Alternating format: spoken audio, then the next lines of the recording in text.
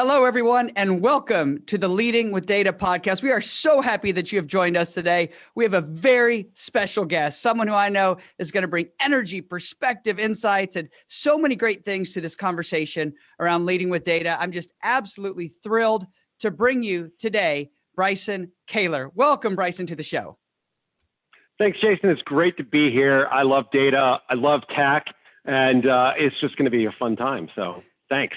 Well, we're so glad you're with us today. And, I always like to start off the show asking you, how did you get into your current role? And I know it's quite the story. You've always got a lot of responsibility in your current role. How did you get into this and how did you get to where you are now? I have been a geek since I was 8 years old, and I love tech. I love technology. I've taught myself to code. I started tinkering, and just that's what I grew up loving to do. And so, as I started my journey in my career, I just gravitated towards the technology space, leading teams, being a developer, being a project manager, sysadmin, carrying a pager, doing all of those things. And then just realizing that, leading the technology team and bridging the gap between business and tech and what tech could do, and helping companies realize that technology leaders are really business leaders. They're really business leaders that just happen to know a lot about tech. And, so my focus has always been around figuring out, how do I bridge that gap, and how do I help a company really see the value that technology can bring for them to think differently? Because not all companies are tech startups, right? There's a lot of enterprises that are just trying to figure out how they transform themselves. And so then I've, spent the last 15 years really focused on transformational type roles, going in and helping companies change, fundamentally change themselves, technology being a driver of that, but really realizing that it's all about people in the business and changing the company from the inside out. And so the Equifax opportunity, being the CTO there and also leading product, was just an awesome opportunity to help a company that needed to go through change, had a very fast timeline to hit related to change, but also knowing that if we helped Equifax change, serving our purpose of helping people live their financial best could really come to life if we thought about technology differently. Love that. And you said multiple things that resonate with me. Geek, obviously I am one. Not many people say, I'm going to write a book when I'm 18 years old. And, also studied archaeology and economics, and then random things like poetry. And then at the same time, you said pager, which was very exciting as a generational researcher. You don't hear pager that much anymore. So thank you for that, Bryson. And sysadmin, who doesn't get excited about that. So as you sort of think about this journey that you've been on, what I love is that you sort of separated the idea that there's lots of people that go into younger companies and they're trying to really help it evolve and innovate and grow and adapt to crowded markets and stand out and all those sorts of things. But in my line of work, most of our clients are enterprise clients, and they're much more in the space that you're talking about. They have an established business. They may even be a market leader, but they absolutely know they've got to continue to innovate. They got to continue to grow. They've got to continue to go on this journey and not essentially become stale, because that's where the real risk is. And it's often from those, challenger type brands and businesses. And, leading with data is obviously so important in that connection between data and technology and being a business leader. I think all of those come together, which sort of leads right into my next question. What is the most important decision that you've made using data, and how did it work out? Well, I think when you look at how a company needs to transform itself and setting what that product direction is going to be, you have to use data to make those decisions. Where can you really differentiate? Where can you focus? And one of the areas that we've done at Equifax over the last couple of years is really double down on our identity and our fraud business. And we use data to make that decision. To understand, we really can connect signals between lots of different data inputs. And we understand, who is Bryson? Where has Bryson been? What is Bryson doing? And how do we use that to help detect fraud? How do we use that to help protect Bryson, whether it's his identity or other types of fraud that could be attempted against me? Using data to make those products better, we knew that we could be differentiated. And so we placed a bet, and it is really paying off.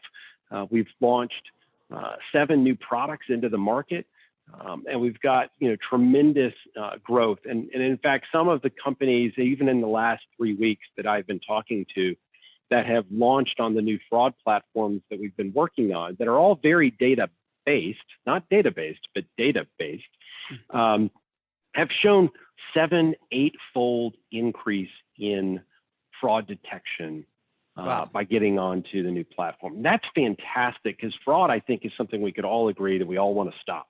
Yeah. And so when we see data being used, when signals can come together, when we can key and link those against the right attributes of an individual, then we can really help.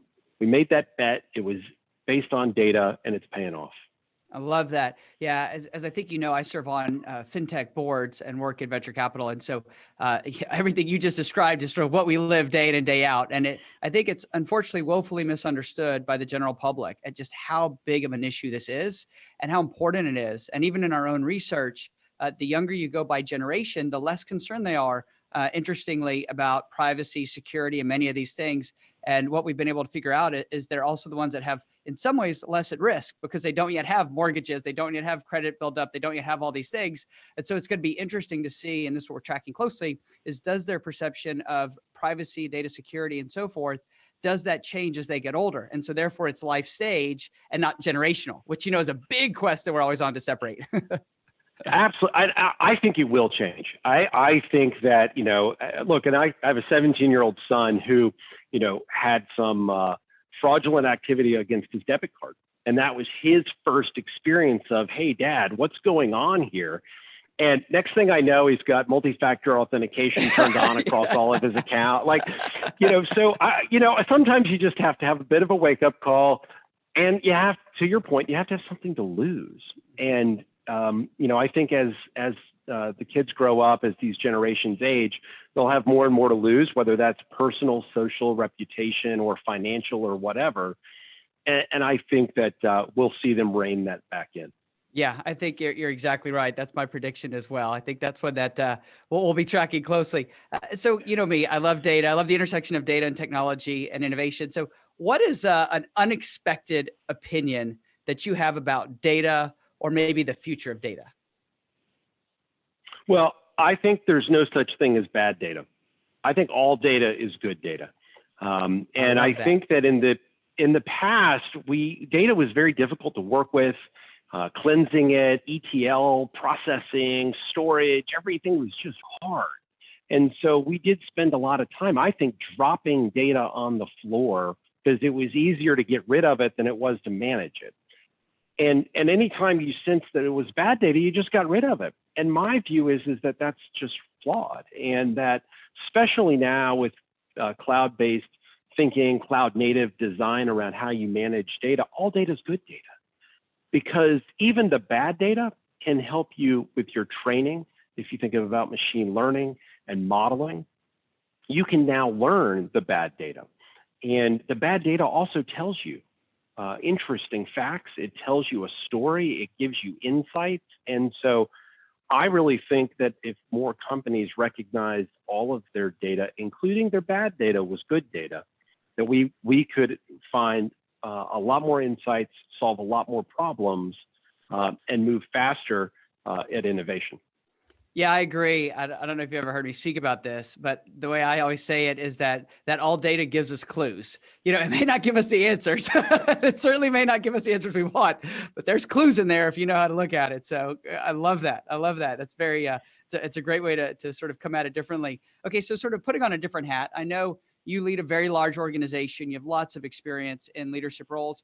What do you think is what's most important when it comes to being an effective leader now? I mean, this is a very unusual time, all kinds of reasons we can point at, but if you sort of step back, what do you think is the most important thing when it comes to being an effective leader now? High energy, passion, get in there, love what you do. If you love what you do, it wears off on the people around you. And I really believe that as a leader, I have 3 main purposes. One is to attract a team that loves what they do.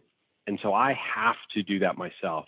The second is I really want to make sure that I'm setting people up for success. So listening to what people need and helping them clear roadblocks and be set up for success, especially in these challenging times when we're all changing our work style, our work location, camera on cultures, and all of these things that are evolving around us. We need to be active listening around what do we need to do to help Bryson get set up for success, and what can I do as a leader to help him do that? And then the third is I want to make you more employable. So be brave about helping your team be more employable. Constantly teach them new technology skills, new cultural skills, help them understand philosophically how to think differently, and be brave that helping someone become more employable. Yes, you know what? They may go take a job somewhere else, and that may be a loss to you, but be happy for them. And I have found that if you help people become more employable, more often than not, they stay because they're excited to continue to learn. Yeah, I think that's brilliant. You know, I always think about it as if you invest in your employees, they'll invest back in you. And Totally you got to have agree. sort of this abundance mentality when it comes to that versus scarcity. And I think, you know, with how we're all handling the current, you know, pandemic and the changing of work, it's now more important than ever for leaders to be bold around that and be out there and talking and listening and doubling down on training and new skills and learning and educating, because frankly, we all need a little bit of a distraction, and we need to try to make the day as normal as we can be, and infusing that with new knowledge and new thinking and an opportunity to take a pause and read and digest and think is really important right now. Mm-hmm. Yeah, absolutely. Well, and we certainly see that in this hybrid work environment, and everybody's trying to juggle lots of different things, and kids running in the backgrounds. And in my case, a puppy we have in the background, right? All of these things going on. There's just a lot. We're carrying a lot on our shoulders. And I think that's so important the way you said that. So let me ask you, sort of take a different direction, because you know me, I love to talk about the future. What is one prediction you have about the future of data and business? I think that we will find that consumers will want to consent more and share their data more as they understand the value exchange they get back by doing it. So I think that transparency of data, transparency of consent, and engaging individuals to be a part of that journey, not because it's some sort of privacy policy or there's some, regulatory mandate around it, but because people want to have a trusted value exchange established with the companies they do business with. And the more that companies approach this as a positive versus a regulatory commitment, I think that they will move ahead faster. And so I think the future holds not a regulatory-based approach to data privacy, data governance, and overall consent, but one where companies start to recognize that they can differentiate and they can outperform by building that trusted value exchange with their customers, and then being openly transparent and engaging around the value exchange that comes with that data handoff, that trusted handshake between me and that third party. Mm-hmm. It's interesting that you frame it that way. One of the studies we participated in, we've done it for a few years now, asks about willingness to share data, right, and exchange for something. And what we found is that the younger you go, particularly around Gen Z and younger millennials, they are much more willing to share their data as long as they have a better experience because of it. And that was really the key thing. If they did not get something out of it for that exchange, then they felt that it was a bad deal. But if they were going to get something that made their lives better, shopping, predictions, whatever it is, then they were willing to do it. And I think that's fascinating because so often it has felt like a one-sided trade, right? And so this idea. Yeah, you have to make it real. And, I go back into my days when I was at the weather company, and we had, our weather information and apps deployed on over 1 billion devices. And we had, 80, 90% opt-in on location sharing. And well, it's pretty easy value exchange. Like if you want to know the weather, you probably ought to tell me where you are. So that was a pretty easy, not every value exchange is that simple. Yeah. But you have to think about, like, how do I make the user understand the benefit they're going to get by sharing what I'm asking them to share? And yeah, I think it is easier, to your point, on the younger generations, but we need to figure out how that story goes all the way through, because obviously we all are facing users on our apps that are of all generations. Yeah, absolutely. And we will for, a much longer period of time. I mean, we've got Absolutely. 4 or 5, and we predict we'll have 6 generations of consumers that we're all going to be trying to effectively engage. So I couldn't agree with you more. And I think the one thing that will be important across all 6 of those generations is the understanding of that trusted exchange. And yes, maybe it's easier to sell the younger generation, but to your point, and that study that you referenced, you had to at least acknowledge that there was a benefit by sharing. And yeah, maybe the story is harder to sell. The bar is higher as you go up to an older generation, but don't let that scare you. Mm-hmm. Well, and I think we've seen with this pandemic forcing so many people to start to use apps and do more things online that they weren't used to. We've definitely seen, everybody calls it an acceleration. I think it's probably more than that in terms of how people are now conditioned to engage. It's fascinating to see that there is a greater willingness to share more in order to get better things. Even just the idea that I can save my shopping cart of groceries and then you're going to recommend that to me. It just basic things like that start to condition people to say, okay, this is okay to do. We'll leave information in and it's going to make my experience better. And then I think we can go deeper and deeper. And I think the trick is, AI is a black box, and, a lot of work going into the explainability side of AI.